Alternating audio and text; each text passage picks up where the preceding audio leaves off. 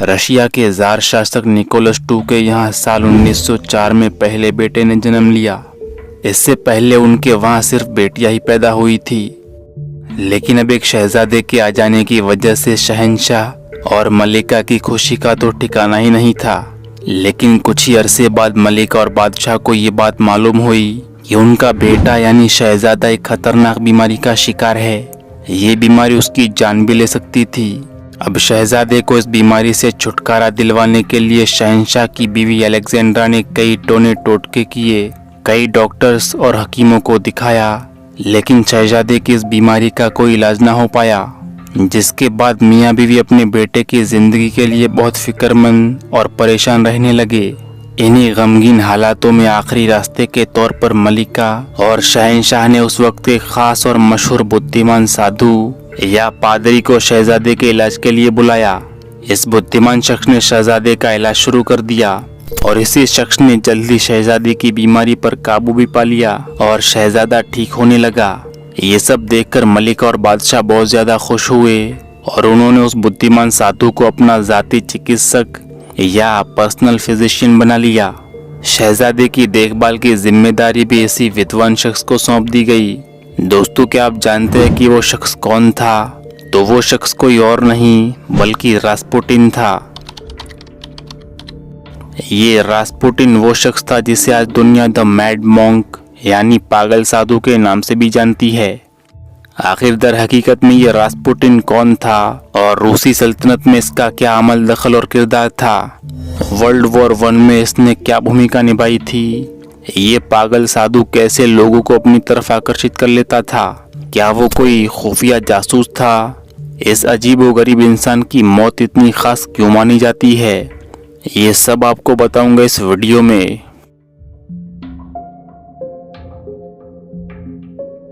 Gregory Rasputin एक रूसी धार्मिक सलाहकार या साधु और एक खास शख्सियत का मालिक था। 19वीं सदी के आखिर में और 20वीं सदी की शुरुआत में इसने रूस के बड़े बड़े ओहदेदारों को अपने घुटने तले झुकवा दिया था और कुछ माहिर इतिहासकारों के हिसाब से रूस के ज़ार शासक निकोलस II के दरबार में तमाम फैसले रास्पुटिन के मशवरों से ही होते थे। यहाँ तक कि रूसी शहंशाह के खात्मे की एक वजह ये शख्स खुद भी था। एक आम गरीब किसान के घर पैदा होने वाले इस इंसान के लाखों फॉलोअर्स और चाहने वाले थे। इतिहास में इस इंसान को बहुत ही मक्कार और अय्याश तबीयत का मालिक भी कहा जाता है, यानी रंगीला राजा। कहा जाता है कि मैला कुचैला और बदबूदार होने के बावजूद इसके आगे पीछे औरतों की लाइन लगी रहती थी। रूसी सल्तनत के अंदर अपने वक्त के सबसे ताकतवर समझे जाने वाले शख्स के बारे में ये कहा जाता है कि इसे न सिर्फ लोगों को काबू करने या हिप्नोटिज्म में कमाल हासिल था, बल्कि इसकी की गई बहुत सी भविष्यवाणियां भी सच साबित हुई। इन्हीं अजीबो गरीब और सुपर नेचुरल खासियतों की वजह से इसे रूसी दरबार में बहुत ही अहम मुकाम हासिल हो गया था। दोस्तों, रास्पुटिन की शुरुआती जिंदगी के बारे में जो मालूमात मिलती है उसके हिसाब से रास्पुटिन 1869 में साइबेरिया के एक मशहूर नदी टूरा के किनारे एक गांव में पैदा हुआ था। रास्पुटिन के माता पिता के यहाँ कई बच्चे पैदा हुए, लेकिन ज्यादातर जिंदा नहीं रह सके।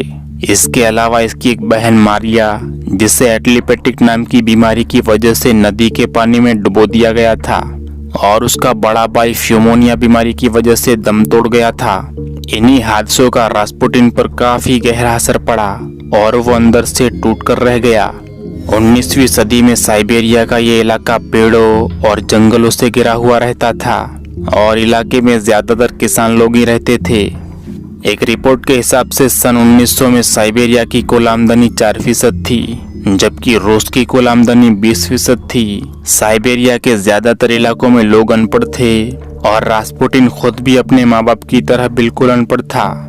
रास्पुटिन के बचपन से ही उसके साथ कई सुपर नेचुरल और अजीबोगरीब हादसे हो चुके थे। कहा जाता है कि उसके पास बचपन से ही कुछ ऐसी खास और अजीबोगरीब खासियतें थी जो दूसरों के मुकाबले उसे काफी अलग थलग पेश करती थी। इनमें से एक वाकया ये बताया जाता है कि एक बार उसने अपने बाप का घोड़ा चोरी करने वाले चोर का नाम और जहां घोड़ा छुपाया गया था उस जगह के बारे में एकदम सटीक बता दिया था और उसने घोड़ा बरामद करवा लिया था। ऐसी बातें भी मशहूर हुई थी कि रास्पुटिन में इतनी कशिश है कि अगर वो अपनी गाय के सामने खड़ा हो जाए तो गाय का दूध बढ़ जाता था। बीमार घोड़ों को सिर्फ छू लेने से वो घोड़े ठीक हो जाते थे। कुछ लोगों का कहना है कि वो कई चोरियों में भी शामिल था और उस पर एक घोड़ा चुराने का इल्जाम भी लगाया जाता है। साल 1884 की एक रिपोर्ट के हिसाब से रास्पुटिन को 2 दिन की जेल भी हुई थी, लेकिन ये जेल उसे एक शख्स के साथ बदतमीजी करने के लिए हुई थी, मगर उस पर लगे हुए इन इल्जामों को उसकी बेटी मारिया ने हमेशा से नकारा है। रास्पुटिन जब 18 साल का हुआ तो वो अपने गांव से दूर एक खानगाह में चला गया। कई महीनों बाद जब वो वहां से वापस आया तो एक नए धार्मिक फिरके का पैरोकार या अलग धर्म को मानने वाला बन चुका था। इस धार्मिक फिरके के मुताबिक गुनाह कोई बुरी चीज नहीं थी और ये गुनाह ही दरअसल नजात और मोक्ष का जरिया थे। इसलिए जब वो अपने गांव वापस आया तो उस नए फिरके की अपने गांव के अंदर तबलीग शुरू कर दी। इसी दौरान उसने शादी भी कर ली, उसके 7 बच्चे भी पैदा हुए, लेकिन वो अपनी शादी को निभा ना पाया और एक दिन अपने धार्मिक फिरके की तबलीग और उसे फैलाने के लिए निकल खड़ा हुआ, यानी घर-बार और बीवी बच्चों को छोड़ दिया। इसके बाद रास्पुटिन तबलीग की गर्ज से सबसे पहले यूनान यानी ग्रीक और फिर यरूशलेम या फिलिस्तीन चला गया। कुछ अरसा वहां गुजारने के बाद वो 1903 में सेंट पीटर्सबर्ग चला आया। सेंट पीटर्सबर्ग में कदम रखने के बाद उसकी जिंदगी पूरी तरह से बदल गई। दरअसल उसने यहाँ के लोगों के सामने खुद को एक वली, मसीहा और भले इंसान के रूप में पेश किया और अपनी चिकनी चुपड़ी बातों से हजारों लोगों को अपने मुरीद बना लिए। सेंट पीटर्सबर्ग में उसे एक चर्च में रहने की जगह भी मिल गई और उसने अपने धार्मिक फिरके की तबलीग यानी उसे फैलाने का काम भी शुरू कर दिया। रूस के जार शासक के यहाँ 4 बेटियों के बाद पैदा होने वाला शहजादा एलेक्सी हीमोफीलिया नाम की बीमारी का शिकार था। शुरुआत के कुछ सालों तक शहजादे की इस बीमारी के बारे में शहंशाह और मलिका को बिल्कुल भी पता नहीं था, लेकिन एक दिन जब ये शहजादा पार्क में खेल रहा था तभी उसे चोट लगी और उसका खून बहने लगा। बहुत कोशिशें करने के बाद भी जब खून का बहना बंद नहीं हो सका तो मलिका और शहंशाह बहुत ही परेशान हो गए। दूसरी तरफ उस वक्त रास्पुटिन सेंट पीटर्सबर्ग में काफी मशहूर हो चुका था और उसके कारनामों के चर्चे थे। सो मलिका और शहंशाह ने रास्पुटिन को शहजादे के इलाज के लिए बुलवाया। कुछ माहिर इतिहासकारों का कहना है कि रास्पुटिन ने उस शहजादे को हिप्नोटाइज किया और शहजादे का खून बहना रुक गया। जब मलिका ने रास्पुटिन का ये कमाल देखा तो बहुत खुश हुई और रास्पुटिन को बहुत ही ज्यादा इज्जत और शोहरत से नवाजा गया और यूं रास्पुटिन का रूसी दरबार में आना जाना शुरू हो गया। कुछ ही अरसे में शहजादे के इलाज के अलावा अपनी चिकनी चुपड़ी जुबान और कुछ भविष्यवाणियों की वजह से रास्पुटिन ने मलिका को भी अपनी मुरीद बना ली, यानी उस पर भी काबू पा लिया। बहुत जल्द उसके ताल्लुकात शाही खानदान के लोगों से इतने गहरे हो गए कि वो रूसी दरबार में सबसे ज्यादा अहम इंसान समझा जाने लगा। शहंशाह और मलिका उसकी भविष्यवाणियों, चेतावनियों और रूहानी करामात से इतने मुतासिर हो चुके थे कि अब सल्तनत के अक्सर फैसले और कई अहम काम इसी के मशवरे से किए जाने लगे। हत्ता कि मलिका के कहने पर इसे रूसी चर्च का सरबराह या पादरी भी बना लिया गया। जब रास्पुटिन धार्मिक नजरियात और हुकूमती फैसलों में ज्यादा टांग अड़ाने लगा तो रूस के प्रधानमंत्री पीएस स्टोलिपिन ने रूसी शहंशाह निकोलस II को किसी न किसी तरह मनाकर रास्पुटिन को शाही दरबार से निकलवा दिया। लेकिन कुछ ही महीनों बाद मलिका ने एक बार फिर उसे दरबार में बुलवा लिया और फिर अगले 3 साल तक रास्पुटिन शाही दरबार में अपनी चालों और चिकनी चुपड़ी जबान की वजह से और भी ज्यादा पसंद किया जाने लगा। कुछ हद तक मलिका भी इस पर भरोसा किया करती थी क्योंकि रास्पुटिन उनके बीमार बेटे को सही वक्त पर कुछ वक्त के लिए ही सही मगर ठीक तो कर ही दिया करता था। साल 1914 के आते आते रास्पुटिन दरबार में इतना ताकतवर हो चुका था कि पहले वर्ल्ड वॉर के दौरान उसने रूस के शहंशाह को जंग में उतरने से रोक दिया, लेकिन क्योंकि रूसी फौज और अहदेदार पहले वर्ल्ड वॉर में जर्मनी का सामना करने का फैसला कर चुके थे, इसी वजह से रूस के शहंशाह को भी जंग में उतरना पड़ा। 1915 में जब शहंशाह जंग के लिए निकला तो पीछे रूस में तमाम ओहदों और जिम्मेदारियों की मालिक मलिका अलेक्जेंड्रा थी। मलिका ने रास्पुटिन को अपना जाती मशवरेकार बना लिया और फिर रास्पुटिन ने चर्च के अलावा बाकी मामलात में भी अपने पैर पसारने शुरू कर दिए। ये सब देखकर दरबार के दूसरे ओहदेदारों के कान भी खड़े हो गए और उन्हें इस बात का खौफ आने लगा कि रास्पुटिन अब रूसी रियासत के लिए खतरा बनता जा रहा है। उस दौर में कुछ लोग तो रास्पुटिन को जर्मनी का खुफिया एजेंट भी मानने लगे थे। दोस्तों, रास्पुटिन के बारे में कहा जाता है कि वो बहुत ही मैला कुचेला रहा करता था और रूसी दरबार के तरीके के खिलाफ अपनी उंगलियों से खाना खाता था। कई दिनों तक बगैर नहाए एक ही जोड़ी कपड़े में रहा करता था। उसके शरीर से बहुत गंदी और अजीब तरह की बदबू आती रहती थी और वो हमेशा गुनाह की और जिन्स परस्ती यानी कपड़े घोटाले की बातें किया करता था। उसका कहना था कि गुनाह ही असल में एक ऐसी चीज है जो इंसान को नेक बनाती है और ज्यादा गुनाह करने से इंसान के अंदर गुनाह करने की ख्वाहिश खत्म हो सकती है।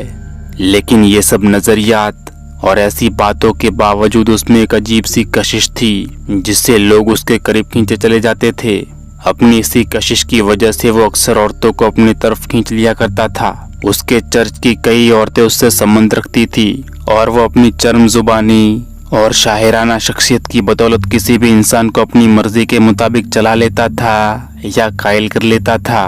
रूस में हजारों लोग उसे वली और मसीहा समझने लगे थे, लेकिन रूस के ओहदेदार उसे अच्छी नजर से नहीं देखते थे। कुछ लोग तो मलिका से भी रास्पुटिन के ताल्लुकात होने का शक जाहिर करते हैं।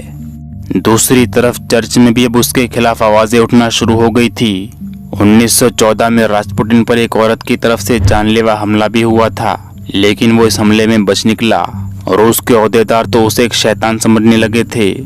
लेकिन इन सब बातों के बावजूद शहंशाह और मलिका रास्पुटिन के खिलाफ एक शब्द सुनने को भी तैयार नहीं थे, क्योंकि वो उनके बेटे को वक्ती तौर पर ठीक कर दिया करता था, जो कि एक खतरनाक बीमारी का शिकार था। शायद मलिका और शहंशाह अपने बेटे की सेहतयाबी के लिए इस पागल साधु को हर हाल में खुश रखना चाहते थे। तो दोस्तों, बड़े बड़े ओहदेदारों ने जब देखा कि शहंशाह और मलिका उनकी बात नहीं सुनना चाहते, तो उन ओहदेदारों ने ये फैसला किया कि वो अब खुद रास्पुटिन को रास्ते से हटा देंगे। इस काम की जिम्मेदारी शाही खानदान के एक शहजादे फेलिक्स यूसुपोव ने उठाई। इस शहजादे ने अपने एक दोस्त के साथ मिलकर एक खुफिया प्लान बनाया। उन्होंने महल के तहखाने में रास्पुटिन को दावत पर बुलाया। तहखाने में शहजादे फेलिक्स ने उसे जहरीली शराब पिलाई और फिर गोलियों से छल्ली करके मार दिया, जिसके बाद रास्पुटिन की लाश को दरिया में बहा दिया गया। लेकिन रूसी तारीख में इस अहम शख्स की मौत कैसे हुई, इसके बारे में भी बहुत सी बातें बताई जाती है। कुछ माहिर इतिहासकारों के हिसाब से दिसंबर 1916 की रात को शहजादे फेलिक्स ने उसे दावत पर बुलाया। अपने प्लान के मुताबिक शहजादे ने शराब में जहर मिला दिया। रास्पुटिन ने जहरीली शराब पी ली, लेकिन शराब पीने के बाद भी वो वैसे ही मुस्कुराता रहा। सो शहजादे फेलिक्स ने जब रास्पुटिन को मुस्कुराता हुआ देखा तो उसने रास्पुटिन पर गोलियां चला दी। गोलियां चलने की वजह से रास्पुटिन जमीन पर गिर गया। शहजादा उसे मरा हुआ समझकर चला गया, लेकिन रास्पुटिन इन गोलियों से नहीं मरा था। गोलियां लगने के बाद भी वो उठकर लड़खड़ाता हुआ वहां से भाग निकला। फेलिक्स और उसके साथियों ने उसका पीछा करके उस पर और भी गोलियां चलाई और उसे एक बर्फीली नदी नेवा में फेंक दिया।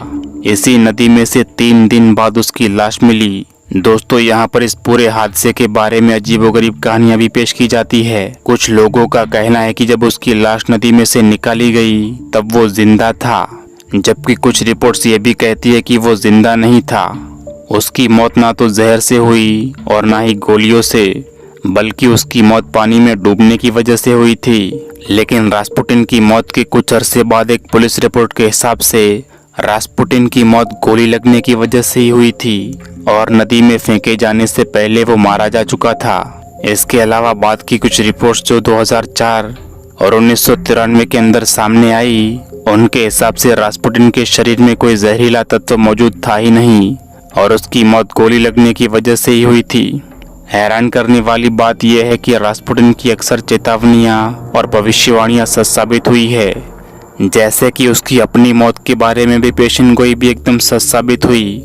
जी हाँ, दरअसल रास्पुटिन ने शहंशाह को एक खत लिखा था जिसके हिसाब से उसकी मौत जनवरी 1917 से पहले ही हो जाएगी, और बिल्कुल ऐसा ही हुआ। रास्पुटिन ने एक और भविष्यवाणी ये भी की थी कि शहंशाह और मलिका रूस के ओहदेदारों के हाथों ही मारे जाएंगे। उसकी ये आखिरी भविष्यवाणी भी बिल्कुल सटीक और सच साबित हुई और मलिका और शहंशाह को वाकई में कुछ अरसे बाद 1918 में कत्ल कर दिया गया। लेकिन क्योंकि रास्पुटिन का लिखा हुआ ये खत साल 1920 के बाद दुनिया के सामने आया, इसलिए इस पर पूरी तरह से तो यकीन नहीं किया जा सकता। इसके अलावा रास्पुटिन ने कई और भी भविष्यवाणियां की थी जो झूठी साबित हुई। उनमें से एक भविष्यवाणी ये कि दुनिया 2013 में खत्म हो जाएगी, लेकिन जाहिर है कि ये भविष्यवाणी झूठी साबित हुई क्योंकि हम साल 2022 तक पहुंच चुके हैं। खैर दोस्तों, वीडियो यहीं पर खत्म होती है। इस खास लेकिन अजीबोगरीब और पागल साधु पर बनी ये वीडियो आपको कैसी लगी, कमेंट करके हमें जरूर बताएं। मिलते हैं अगली वीडियो में।